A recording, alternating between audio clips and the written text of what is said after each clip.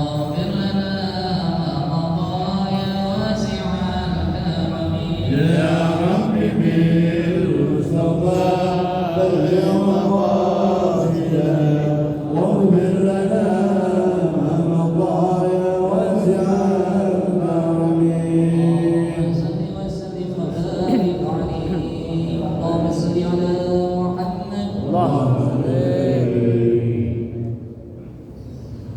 Bismillahirrahmanirrahim. Assalamualaikum warahmatullahi wabarakatuh. Alhamdulillah rabbil alamin wal aqibatu lil muttaqin wa la udwana illa 'alal zalimin. Wassalatu wassalamu ala sayyidil mursalin sayyidina wa maulana Muhammadin khataman nabiyyin wa ala alihi wa sahbihi ajma'in. La haula wa la quwwata illa billahil aliyyil azim. Amma ba'd. Yang kami muliakan para sahabat, para orang khusus kedua Masjid Jami Al-Hidayah Madinatul Ustaz Bapak Haji Ni'am. Yang kami muliakan Bapak Haji Abdul Rahman. Yang kami muliakan Bapak Kiai Jumat Husin, Bapak Haji Madinah, Bapak Haji Masyahid, Bapak Haji Madani, Bapak Sabu, serta Bapak Haji Maullah dan seluruh para jamaah yang hadir. Mohon maaf tidak menyebutkan satu persatu, namun mengharapkan takdir pada beliau tidak mengurangi sedikit pun. Alhamdulillah, syukurillah, puja dan syukur kita panjatkan hanya milik Allah atas semua nikmat anugerah yang Allah berikan kepada kita. Alhamdulillah, di kesempatan yang mulia ini kita sama-sama terhadir di Masjid Jami Al-Hidayah dengan iringan doa. Mudah-mudahan langkah kaki kita senantiasa dapat amal ibadah di sisi Allah Subhanahu wa taala. Dengan iringan doa, mudah-mudahan seluruh jamaah yang hadir sini dan jamaah yang di rumah, seluruh ulama yang telah memberikan sebagian hartanya dalam kegiatan rutin di Masjid Jami Al-Hidayah ini, mudah-mudahan Allah Ta'ala panjangkan umurnya, Allah rezekinya, Allah sempurnakan kesehatannya dari infak sedekah yang dikuatkan. Hanya Allah lah yang bisa balas dengan balasan sempurna. Amin ya rabbal alamin ya mujibas sa'ilin. Ditawali majlis ini dengan membaca Al-Quran surat Al-Fatihah, Al-Fatihah serata wal afa wal afiyah taufiq wal hidayah wal barakah wa turul bid'atina wa rasulih wa yasid muhasilahu bi jami'in niyatin yawmiyya wa yasid murabana ila rusyid syafi'ina rasulina Muhammad sallallahu alaihi wa alihi min al-anbiya wal mursalin wa awliya wa syurafa'in bil barakati wal karmi ila syafa'il amali bil nabi al-hidayah bin ahmad bil syafa'il amali bil Allah bin al-hidayah wa syafa'il nabi al-dhab bil masyarakat ثم لا يكون ثم لا بعيد من هذه الوالد Masih sudah lama Syekh Nawab Syekh Nawab في هذا المسجد المبارك أن رجاه رحمه الله درجاته بالجنة في علائه في دعاء النبي صلى الله عليه وسلم إلى خلق النبي محمد صلى الله عليه وسلم. الفاتحة. لا رحمن رحيم إلا رب العالمين الرحمن الرحيم مالك يوم الدين إياك نعبد وإياك نستعين اهدنا الصراط المستقيم صراط الذين أنعمت عليهم غير المغضوب عليهم ولا الضالين آمين. Bismillahirrahmanirrahim. Ya Fattah ya Razak ya Alim iftah lana abwaab ilmi was sa'adah radhiyallahu ta'ala anhu. An-Nabi Hurairah radhiyallahu ta'ala anhu qala sami'tu Rasulullah sallallahu alaihi wasallam yaqul wallahi inni astaghfiru wa atubu ila fi yawmi aksara sab'ina marrah rawahu Bukhari. Ana Anzal bin Yasar al-Mazani radhiyallahu anhu qala Rasulullah sallallahu alaihi wasallam ya ayuhan nas tubu ila Allah fa inni atubu bi yawmin ilaihi mi'ata marrah rawahu Muslim. Dari Abi Hurairah radhiyallahu ta'ala sami'tu Rasulullah sallallahu alaihi wasallam yaqul wallahi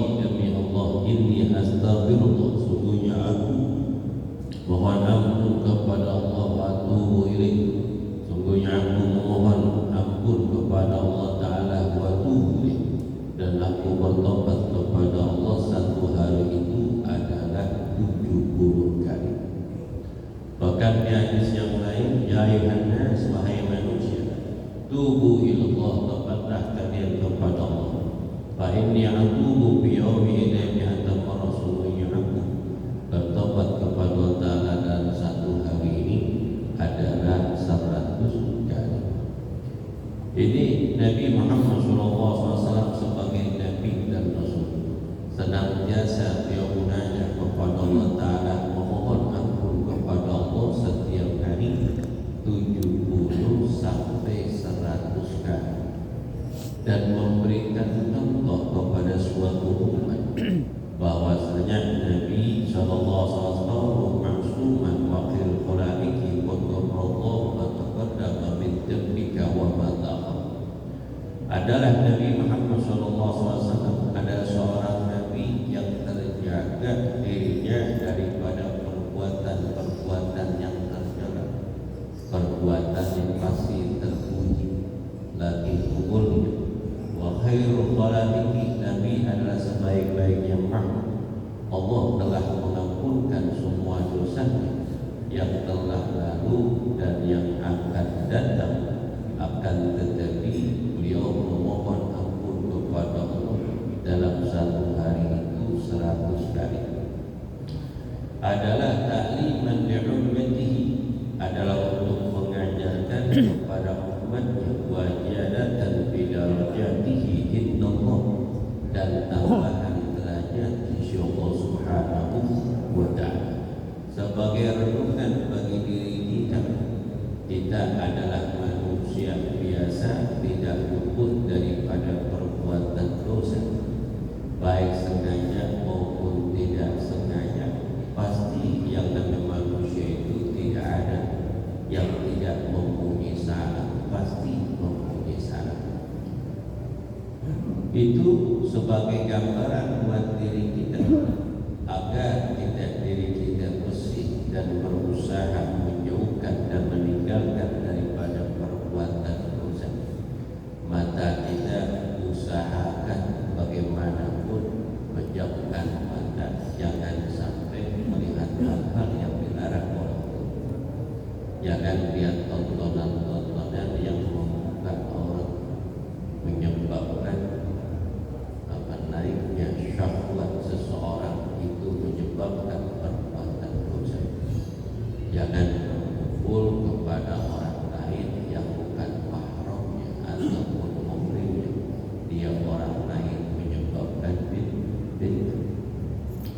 Jaga pandangan, jaga telinga, menjaga lisan, menjaga hati. Seluruh anggota tubuh kita usahakan untuk menjaga dari hal-hal dari perbuatan dosa. Inna sam'a wal basara wal fu'ada kullun ulaika anha mas'ul. Sungguhnya pandangan, pendengaran, hati itu semuanya akan dipertanggungjawabkan oleh Allah Subhanahu wa ta'ala. Orang yang senantiasa istighfar mohon ampun kepada Allah Ta'ala, niscaya dosanya diampuni oleh Allah Subhanahu wa ta'ala.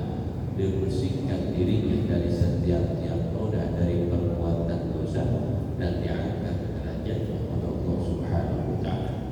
An Abi Hamzah Anas bin Malik al-Ansari khadim Rasulullah sallallahu alaihi wasallam wa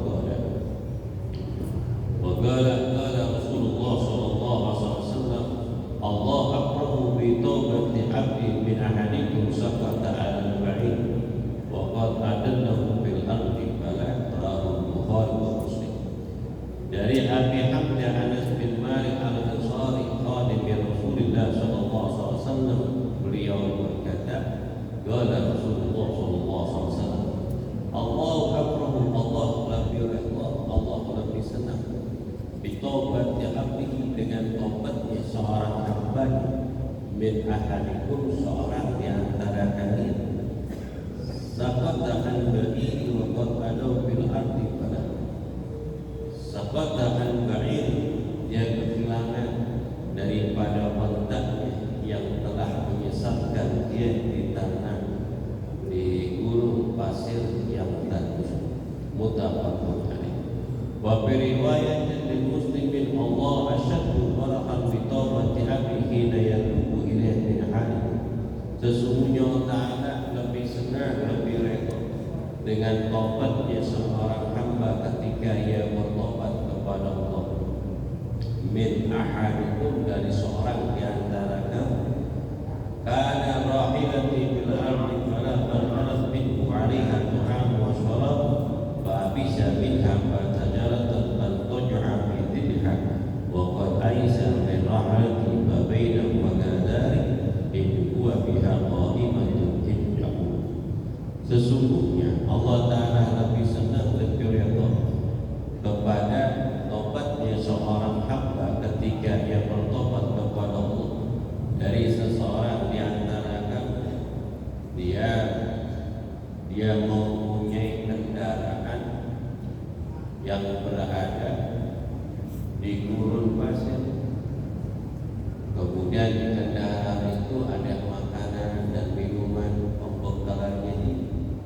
Tiba-tiba kendaraan itu kontaknya hilang di gurun pasir, sedangkan dia dalam keadaan tersesat. Tidak ada yang bisa menolong dia ketika itu. Kemudian dia hampir putus asa, dalam keadaan lapar dan haus, tidak ada yang bisa menolongnya. Kemudian dia tertidur, duduk dan tertidur di bawah pohon.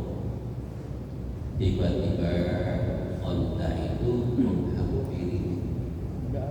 Onta itu menghampiri. Begitu terkejutnya kala dibangun, tiba-tiba ontanya yang dicarinya ketemu. Kemudian itu di bawah pohon, tiba-tiba ontanya ada di depannya. Bahwa bimuhadimihin, kemudian dia rasa gembiranya sangat luar biasa. Kemudian dinaiki onta dan dipegang genggamannya. Saking gembiranya kata Nabi, wa qala min syiddatil farah. Kemudian orang ini berkata, saking girang mendapatkan ontak yang hilang dan dia tersesat di gurun pasir, tidak ada bisa menolong dia. Kemudian dia saking girangnya, dia berkata, Allahumma anta inni wa na'amuka akhtar min syiddatil farah. Saking girangnya dia berkata, Allahumma anta abdi wa na'amuka. Dia mengatakan, ya Allah, engkaulah hambaku dan aku Tuhanku. Akhta'a min syiddatil farah. Dia salah ucap saking girang kalau pas mulut. Jadi Allah itu sangat redha, sangat senang kepada hambanya jika hambanya bertobat kepada Allah Subhanahu wa Ta'ala. Melebihi senangnya redha Allah daripada seorang di antara kalian berjalan di gurun pasir yang begitu luas, yang begitu tandus dengan naik ontak. Tiba-tiba ontaknya dihilangkan, makanan dan minum dan peralatannya ada di ontak tersebut. Mencari-cari, ternyata ontaknya tidak didapatkan. Hampir saja dia putus asa untuk mencari ontak tersebut. Dalam keadaan lelah dan capek, kemudian dia tertidur di bawah pohon. Tiba-tiba ontanya ada di depannya. Kemudian dia girang, kemudian usap-usap ontak dicubit, kemudian naik punggungnya ontak, pegang tunggangnya, kemudian ontak berlari. Saking senangnya dia salah ucap ucapan Allahumma anta abdi wa ana rabbuk. Wahai Allah, akulah Tuhanmu dan kau adalah hamba. Kau terapil lisan. Salah ucap saking Ini belum ada kali. saking Allah lebih senang dan lebih redha, lebih girang dari hambanya yang memohon ampun kepada Allah Subhanahu. Sama seperti uang 100.000 kita punya, atu-atunya 100.000. Lontong sampai papan pada suatu kita pesan. Udah dibungkus, waktu rokok duit kagak ada. Kan bingung kan? ngamuk dilihatin orang. Kagak dikali barang udah kita ambil mau bayar duit kagak ada di kantong. Orang gak dikenal begitu. Kita taruh lagi, kita susulin bicara. Akhirnya nggak dapat. Duduk di pulpanya, tiba-tiba duit 100.000 itu apa tercium angin. Tertiup. Ini duit saya ada tandanya begitu. Kira-kira. Allah lebih senang, lebih rela, lebih kira dari hambanya yang mohon ampun kepada Allah dan bertobat kepada Allah. Sebab tidak ada pintu yang tertutup bagi hambanya yang ingin bertobat kepada Allah. Apapun dosa, apapun yang dilakukan di alam dunia, andai kata dia mengakui perbuatan salah kepada Allah, Allah akan buka pintu taubatnya. Siapa yang bisa mengalahkan dosa Fir'aun?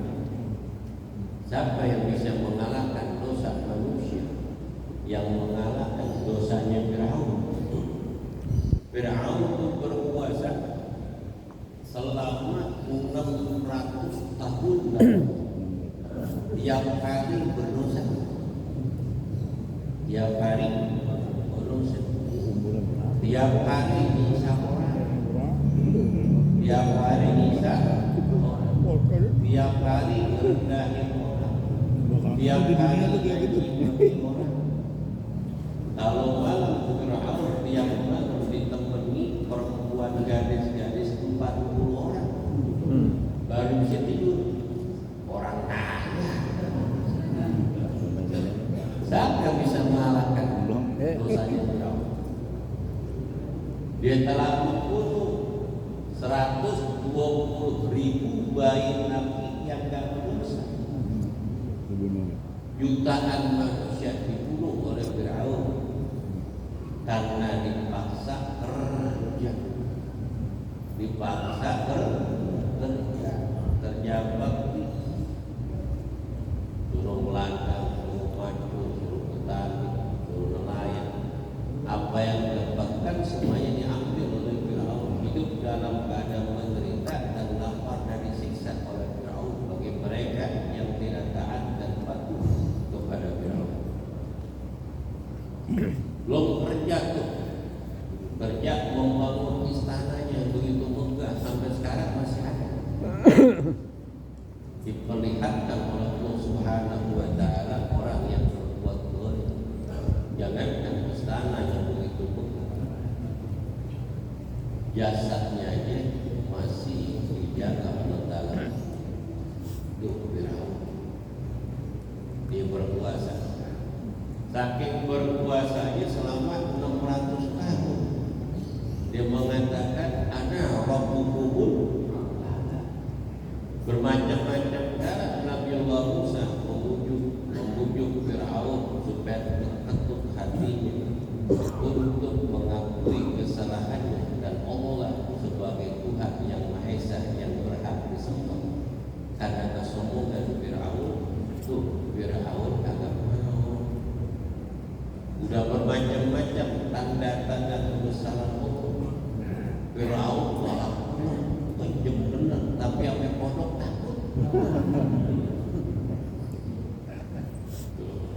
Pasti manusia itu pasti ada rasa takut. Fir'aun penjem dan pengis, tapi apa Pak? Sampai pondok takut.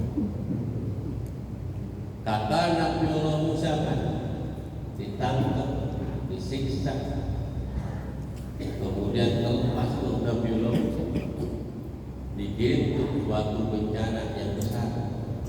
Bodoh berdatangan ke istana mereka. Fir'aun menjerit dan takut yang luar biasa. Akhirnya dipanggil ke Nabi Allah Musa, didoain Nabi Allah Musa. Bodoh tiba-tiba hilang. Apa yang dikatakan? Musibah ini datang dengan sebab engkau wahai Musa. Ditangkap lagi. disiksa kan? Nabi Allah Musa 3 kali masuk penjara. Kalau kiai yang benar-benar menegakkan kalimat tauhid, gak masuk penjara bukan kiai, bukan? Kiai zaman dulu kan? Penjara. Ya Abu Hanifah berapa kali penjara digamparin PPM, digamparin ke polisi, tetap aja diberani. Belum lagi yang kuat luar biasa. Sampai saat itu saya punya teman memang luar biasa. Anjuran siapa gurunya Habib saking hebatnya ceramah itu mimbar di Kempok Kuning kosong sampai sekarang masih ada. Di Jakarta kagak ada kiai yang gambar lekan gosong ya, banyak air semuanya. Jaya Aceh Bustomi, Aceh Bustomi hebat. Kalau umpama mall nggak ada tontonan bioskop cuma diambil pasir doang, dilempar pasir langsung jadi apa? Matinya itu, matinya karena orang yang keras menyampaikan dakwah. Habib Rizik kan keras dalam menyampaikan. Ini aja Bustomi lebih kejam lagi, lebih keras kalau ngomong. Orang itu udah akhirat aja dah, semuanya mati syahid tuh, gak mikirin istri dan anak, dia melebihi cintanya kepada Allah. Luar biasa. Saya ngeri. Jadi macam-macam, ada yang dakwah ngajak dari hati, ada yang mulai keras, sampai jadi hadrah.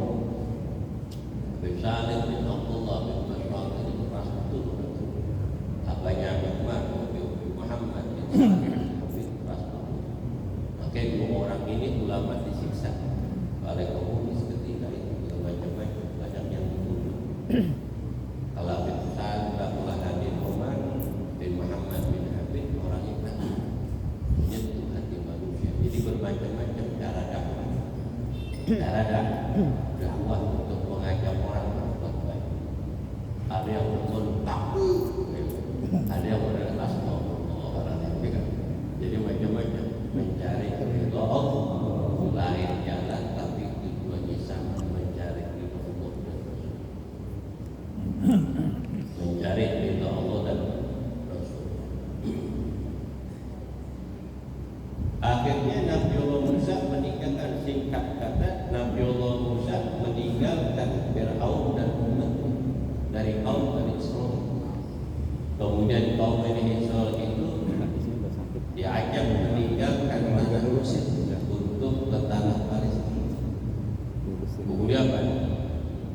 Fir'aun merasa kesal, akhirnya kumpulkan para tentara lebih daripada 13.000 tentara elitnya Fir'aun untuk menangkap Nabi Allah Musa. Nabi Musa sendiri, tapi yang ditangkap, yang mau nangkap 13 juta. Yang mau nangkap, yang ditangkap cuma satu. Dia sadar sendiri, masya Allah, saking hebat wibawa Nabi Allah Musa. Kenapa? Karena mempunyai tongkat tuh, mukjizat. Tongkatnya dilepas langsung jadi ular yang sangat besar, bikin besar-besar, akan menghancurkan istana Fir'aun. Akhirnya tidak ada jalan yang ditempuh kecuali lautan. Umatnya merasa takut karena 13 juta tentara Fir'aun akan mengepung Nabi Allah Musa. Nabi Allah Musa ketuk daratan tersebut, kemudian menjadi lautan. Lautan ini berubah menjadi jembatan yang sangat kuat dari Mesir kemana?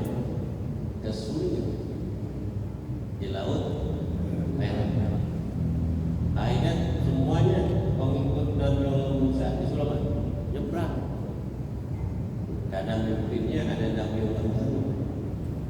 Tinggal Nabi Allah Musa sendiri. Nabi Allah Musa sendiri tuh di gurun di pasir laut sambil nari-nari sambil joget. Karena Nabi Allah Musa ini sedikit konyol, demen banget godain Fir'aun. Karena Fir'aun itu orang marah, cepat marah, cepat kesing, dinari.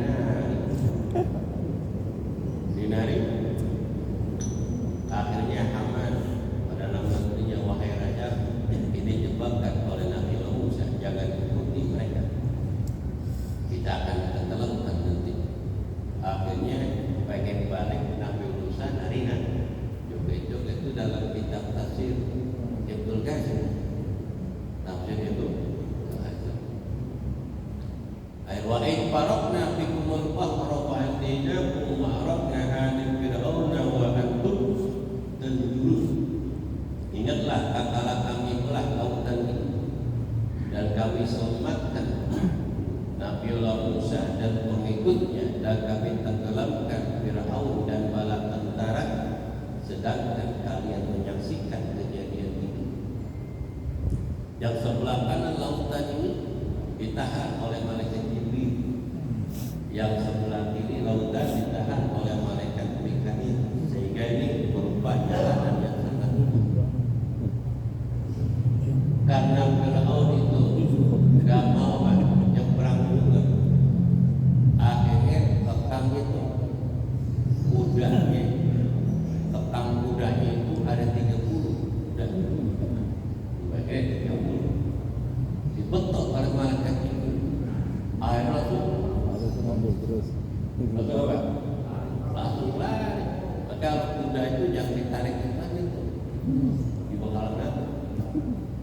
Langsung lari itu. Akhirnya pengikutnya pun ngikut.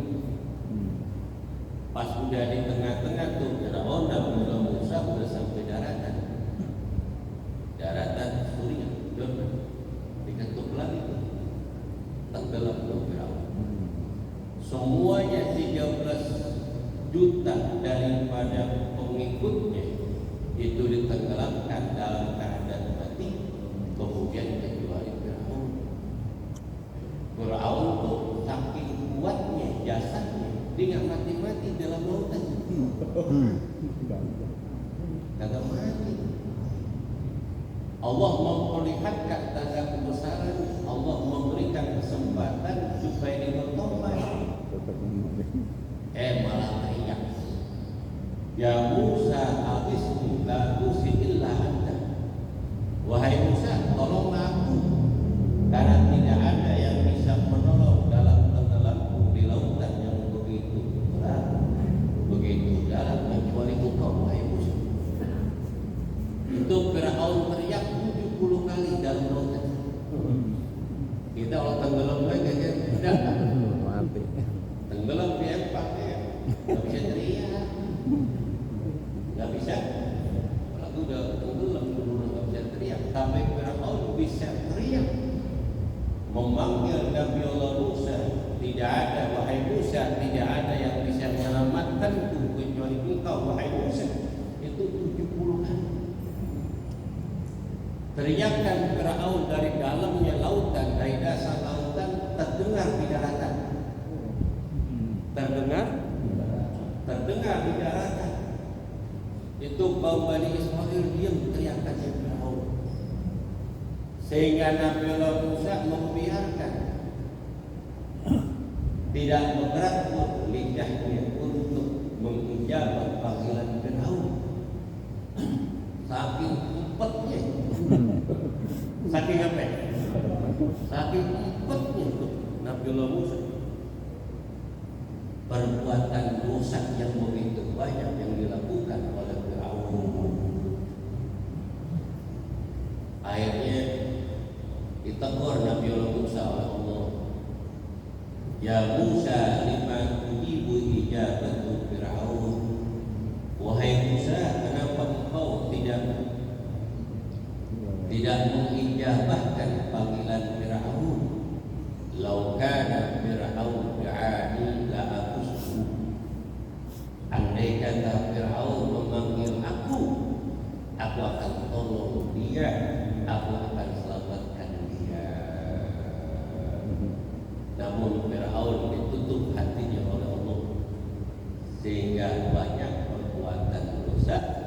tidak menyebut nama Allah Subhanahu wa taala karena mengaku dirinya sebagai Tuhan.